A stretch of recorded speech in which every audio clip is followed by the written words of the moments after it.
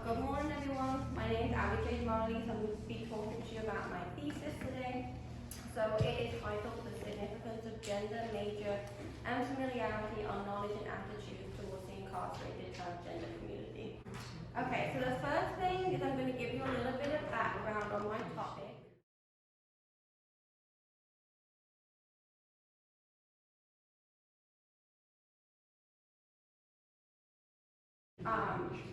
So I'm not going to go through everything, but I'll give you a general idea. So what does it mean to be transgender? So this refers to someone whose genetic sex at birth does not match their gender identity.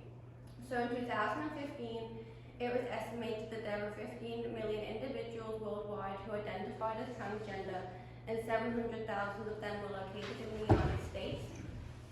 In one study, 94% of transgender individuals said that they began to feel that their biological sex was different to their gender identity before the age of 20, but only 50% of them actually told anyone about it. So there's a diagnosis known as gender dysphoria, which is where people suffer from the psychological distress from that incongruence between their birth sex and their gender identity. It's important to note that not all transgender individuals will be diagnosed with this. It's just those that suffer from that psychological distress. In the last few years, there's been an increase in the number of transgender individuals who want medical treatment. So in 2019, 1 in 2,800 trans women and 1 in 5,200 trans men would like medical treatment such as hormonal therapy or gender reassignment surgery. So some everyday struggles of being transgender is, one of them is something known as transphobia, which is where institutional and societal and individual level discrimination against transgender persons. This can fuel social exclusion, lack of access to employment, lack of education, which then creates problems with adequate housing. So unfortunately, because of this, transgender individuals are twice as likely to be unemployed in the United States and 4 times more likely to be in poverty. Between 2008 and 2015, there were 1,933 killings due to transphobia. So for risk of incarceration, transgender individuals do have a higher risk of being incarcerated than non-transgender individuals. A large reason for this is because of that lack of access to employment, education, and housing, so they end up resorting to unconventional means to be able to survive. Another reason is a significant number of transgender people do engage in sex work, which has then created a stereotype. So in one study, 30% of transgender women were said that they had been stopped by law enforcement just on the assumption that they were a sex worker because they were transgender.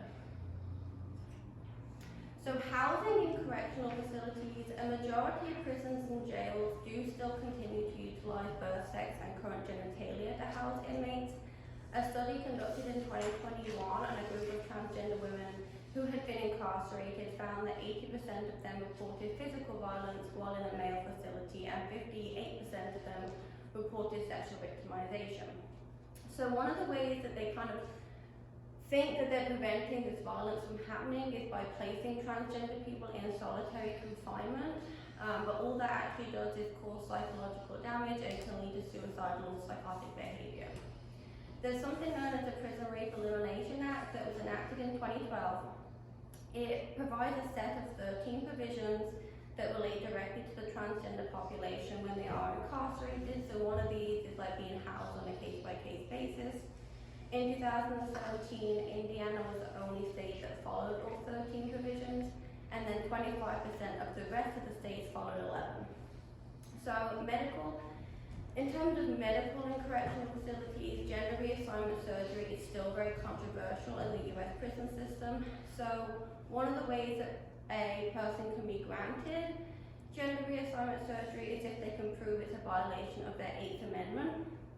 So this would be deemed yes if it's found there's a serious medical need and prison administrators have a deliberate indifference to those needs. Then the second way is if inmates meet the World Professional Association of Transgender Health criteria, but a problem that occurs in the correctional system is that inmates can't actually meet this criteria because one aspect of that criteria is they have to live for 12 months as their desired gender, which is usually not allowed to happen while they're incarcerated. And then finally, I looked at some previous research that was similar to what I wanted to study. So I looked at the 2017 Global Attitudes Towards Transgender People survey. Individuals who had a personal relationship with a transgender person were more likely to advocate for increased rights. Males were found to twice as likely believe that transgender individuals had mental illness as opposed to females. And they also found that a higher level of education provided a better attitude. There was very little research on knowledge, and I couldn't find any of criminal justice versus non-criminal justice. So the purpose of my research was to inquire whether different variables affect one's knowledge and attitude towards the incarcerated population. So my independent variables were gender, major, and familiarity. I defined familiarity as if someone is an acquaintance, friend, or in a relationship with a transgender individual. Then my dependent variables were knowledge and attitude.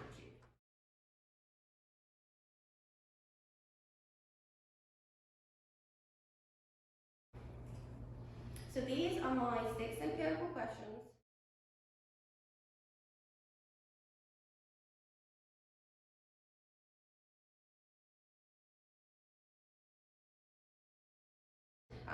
So I won't go through all of them, but the first one is, what is the relationship between gender and the knowledge of the incarcerated transgender community, and then what is the relationship between gender and attitudes towards the incarcerated transgender community. The final 4 are exactly the same, but with the other independent variables in there.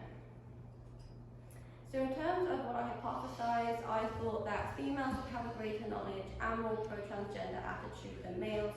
Criminal justice majors would have a greater knowledge and more pro-transgender attitude than non-criminal justice majors, and individuals who are familiar with transgender individuals would have a greater knowledge and more pro-transgender attitude than those who do not. So this was my method. I did a 2x2x2 factorial between persons non-repeated measures design.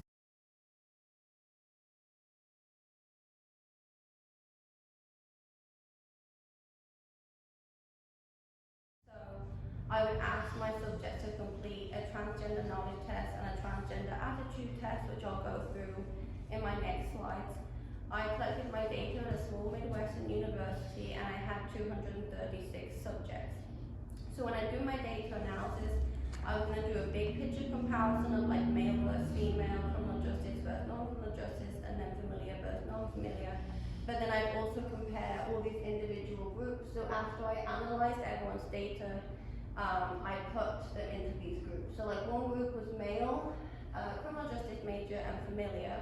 And then when doing my data analysis, I would compare them to the 7 other groups that you see on the slide above.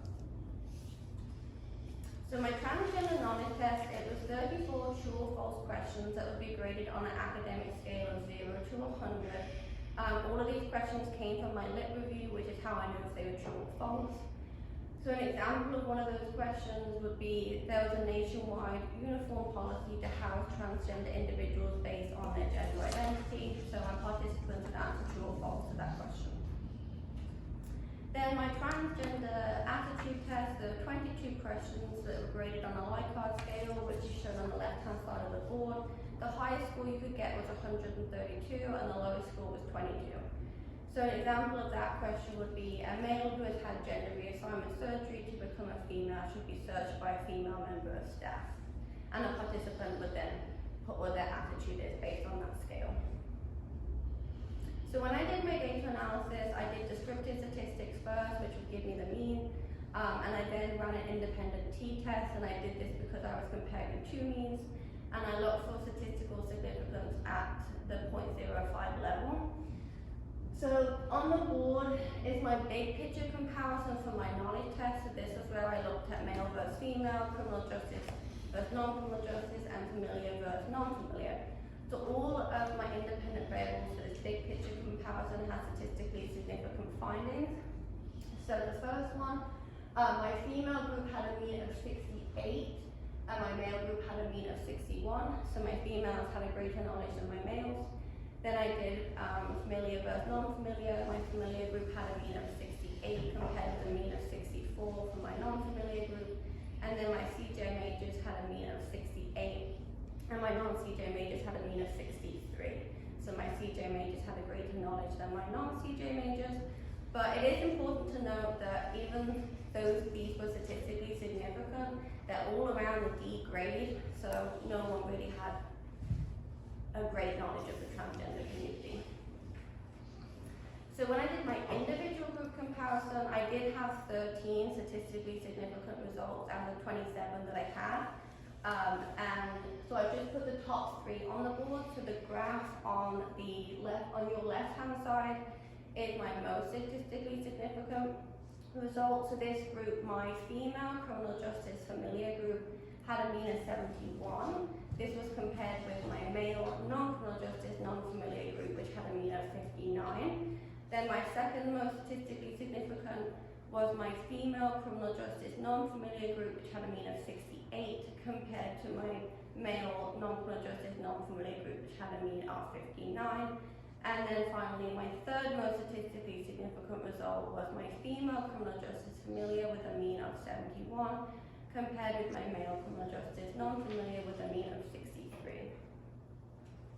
So then I did a big picture comparison for my aptitude score. So once again, all 3 of my independent variables had statistically significant results. So my females had a mean of 105 compared with my males who had a mean of 87. So my females had a more pro-transgender attitude than my males. The familiar group had a mean of 109, and my non-familiar group had a mean of 94. So my familiar group had more pro-transgender attitude than my non-familiar group.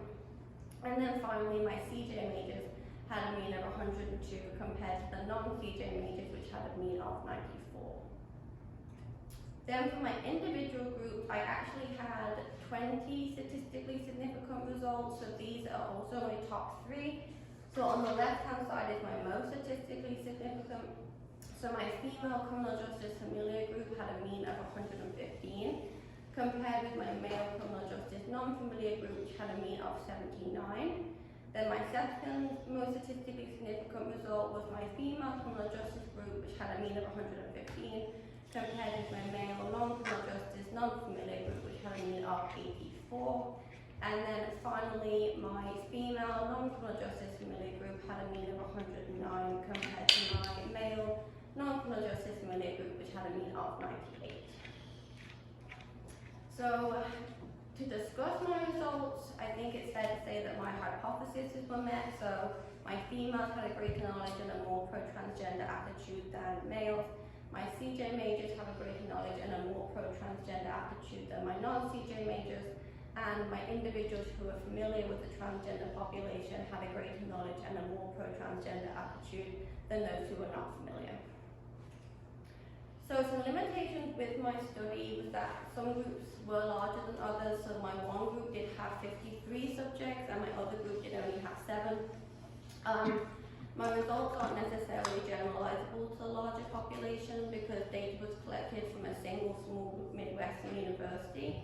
But in the future, I'd looked to do a comparison between knowledge and attitude as opposed to doing them separately. Probably add political party as a fourth variable, and I'd replicate the study in other schools. These are my references. Anyone have any questions? Go ahead. I'm curious what got you interested in this topic. So I started doing this topic in Dr. Sharp's Psych and Law class first semester. So I just chose it because I feel like the LGBTQ community has become, like, they're doing more for it now to become, like, more equal. And I wanted to pick something that was popular right now, and then look at it in terms of the criminal justice system. So the results surprise you? I don't think so. It's kind of what I predicted. I kind of felt like females would just have a better attitude and knowledge, and like those who were familiar would. When it came to like the criminal justice and the non-criminal justice majors, I wasn't really sure. I think I just kind of hoped that because they had education in that area, they would have a better knowledge and attitude. But yeah, it didn't necessarily surprise me, no. Can you go back to the slide that you said these are my most significant findings. For which one? Knowledge. So knowledge, everybody stunk, right? Because they got like D. Yeah. And I looked, my highest score for knowledge was 85. That wasn't too bad, that was a B. But I think I had one person at 85, one person at 82, one at 79, and then it kind of just went downhill from there. Did that surprise you? It surprises me. You would think a college population Yes. would be more knowledgeable. Yeah, like you would definitely hope so. I thought it would be better than averages of like 68 and low 70s. I didn't think it was going to be like in the 90s and high 80s, but I wasn't expecting it to be so low. Like you would hope that people's knowledge is a little bit better than my study showed. Can you talk about the effect sizes? So like on my groups. So I guess the problem with that is like obviously my one group had like 53 and then like my one group would have 7. So my mean would be, what's the word, like more, I don't want to say more accurate, but it just is more data going into that one mean than the group that I only had of 7. So like with the group of 7, say if I had, I don't remember off the top of my head, but like if I had someone who had like a 95 and then someone who had like a 30 something, it's going to affect that mean more heavily than like the group that has a 53. If you go back to any of those, Any of them? yeah, if you see your p-value is 0.000. Yes. So if we look at the effect of that, of the size of that compared to, the one I think was like 0.01. Yes, I think. There we go, yeah. That one was a 0.018. So like how would you interpret that, the p-value of 0.000? If my groups were small, like if my one group was small. No, just it's not looking at the group numbers, just that value, 0.000. I mean, I would say that's very statistically significant because it's significantly less than the 0.05 level. Yeah. Yeah. So if I were to name this study, I would say, I would call it Harvey Milk was right. That would be, yeah, because Harvey You Milk, had to shoot the people? that was Dan. That was Dan, yeah. Yes. Dan White, yeah. No, because he said that the only way you're gonna get rid of discrimination is to come out and to, so I think that people know transgendered individuals, they just don't know that they are transgendered. Yeah. This is what I think is going on, I could be wrong, but this is what and this is exactly what Harvey Milk was saying. You know what I mean?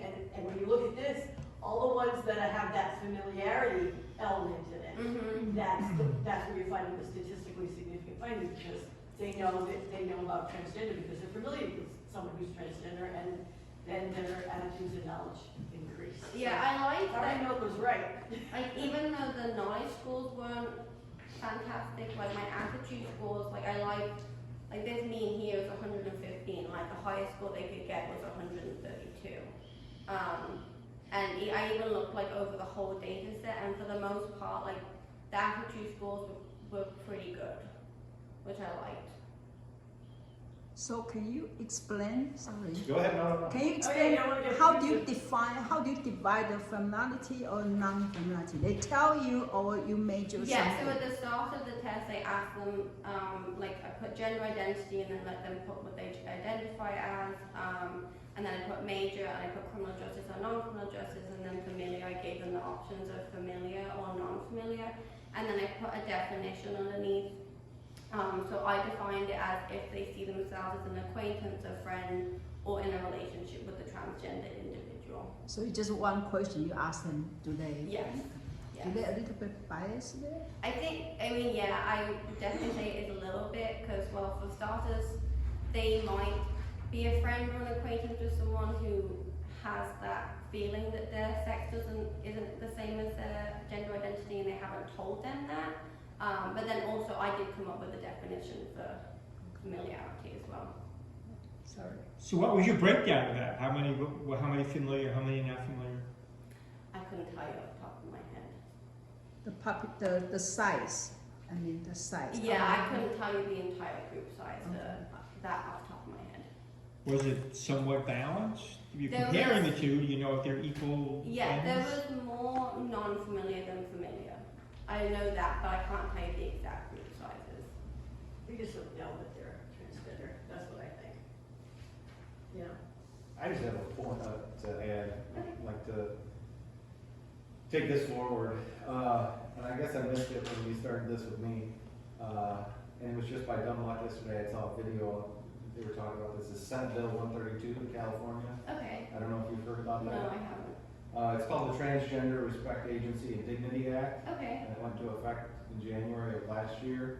And it allows incarcerated individuals to petition the state to be incarcerated in facilities in which they identify. Okay. Uh, No, I didn't know. I know some correctional facilities have started doing it on a case-by-case basis. There just wasn't many that I found in my research. Yeah, well, in almost a little over a year now, they've only had, it was under 100. Okay. And they've only approved like 20-something. Okay, so it's not So, yeah, but it's happening. many. Okay. Prisons have tended to go ahead and approve hormone treatment, Yes, I did. especially if you started that, but they won't allow surgery. Yes, there was an issue a while ago where they wouldn't even, like, if you didn't have hormonal therapy prior to coming into like prison or jail, they then wouldn't allow it when you were in there.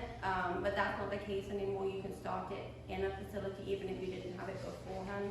But surgery is still a big issue. So I'm blanking on the court case right now, the name of the case, but it was this Supreme Court case that says if there's a medical necessity, prisons have to oblige, Okay. unless they deliberate indifference. So how do we, this kind of relates to your overall study about attitudes, how do we get the criminal justice system, the correctional system, to recognize that the need for gender reassignment surgery is indeed a medical necessity? You should incorporate psychological as well as Yeah, physical. so I think just based, obviously my aptitude scores are pretty good, but like based off my knowledge scores, I think a good place to start was to give a better education to people that work in the system to get them to understand that it's a need. Because, I mean, based off my results, clearly knowledge is an issue. And I think you can have a good aptitude, but if you don't fully understand what makes up the topic that you have that good aptitude in, then there's probably not going to be any changes. So I think a good place to start would be to give a better education for those that work in the system. I know you have one suggestion in the future. You want to do you want to see the Yeah, like attitude look at- and knowledge. Yeah, instead of doing them separately, I can look at them You can together. find a correlation for that. That'll be very Mhm. interesting. Yes, that was something I'd like to do in the future. I think you did enough. I think I did a lot. You know, I was going to say, only 8 cells, Abby. I'm a little disappointed, to be honest I with you. think Dr. Victor stopped me from having more. He's the one that's always trying to rein me back in, and it's funny that he's saying that because he's always like, stop, it's too much. I'm surprised you didn't say international comparison. That's what I said. Yeah, that was pointed out to me at the research conference, and I was like, that's actually a pretty good idea. If I compared it like with back home. Just from your own perception, if you would survey this back home, do you think the result be similar or different? Just from your If you'd asked me a few years ago, I probably would say it'd be different. I personally think it would the knowledge of schools would probably be worse back home. But I think over the last few years, it's a lot more people are starting to look on it and like gain better knowledge back home. So I think it would be more similar or maybe even slightly better. I would think that correctional facilities would say, oh, it's too expensive, we can't afford that. Yeah, that's actually also another issue. Yeah. Is that everything? Good job. Yeah.